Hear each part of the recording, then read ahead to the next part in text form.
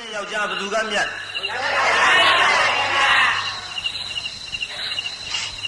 ဒကမတွေတော့အားငယ်သွားကြတော့တရားနာတော့ဒုလဲနာတာပါပဲယောက်ျားတွေလည်းနာတာဘုန်းကြီးကယောက်ျားတွေကမြတ်တဲ့ယောက်ျားတွေကမြတ်တယ်ဆိုလို့ဟိုလူတွေကခြေပြားထောက်မသွားနဲ့ဟုတ်မြတ်အောင်နေမှမြတ်တာဘာမှလို့မိမသေးခြင်းဆိုအဆဲခံနေရတဲ့ယောက်ျားမြတ်လို့လားမမြတ်လို့မြတ်ပါဗျာ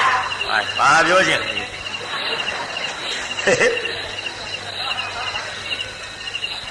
ရှုံးတယ်လည်းမအောင်မင်းနဲ့မိမဖြစ်ရတယ်မြတ်အောင်နေက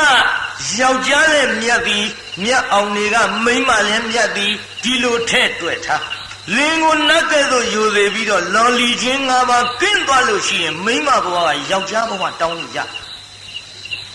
နတ်ပြည်လောက်အလွယ်ကလေးနဲ့ရောက်နိုင်မိမမြတ်ဖြစ်အောင်ကြိုးစားပေါ့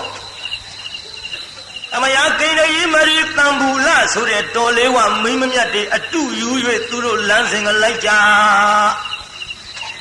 ကောင်းမူလားပြိဿကြီးနိဗ္ဗာန်ရတဲ့နေရာမှာယောက်ျားနေတဲ့နိဗ္ဗာန်မိန်းမနေတဲ့နိဗ္ဗာန်လို့များသိချာရှိနိဗ္ဗာန်ဝင်တော့အတူတူပဲမြတ်အောင်နေသွားရင်ပြီးတယ်တချို့လင်းတယ်မယားဖယားလက်ထက်ကမယားလို့သူယဟန္တာမကြီးဖြစ်ပေမဲ့လို့လင်းလို့သူအဝိစီကြသွားတာတွေလည်းကြံကန်ရှိပေလိမ့်မယ်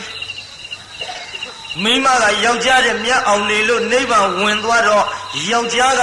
မြတ်အောင်မနေသည့်အတွက်အဝိစီကြတာတွေယောက်ျားကမြတ်အောင်နေလို့ယဟန္တာကြီးဖြစ်တော့လေလင်ကိုညူစုပြီးတော့ဘယုတ်ဒုက္ခလုတ်တဲ့မိမတွေလည်းအဝိစီကြသွားတာတွေရှိပေလိမ့်မယ်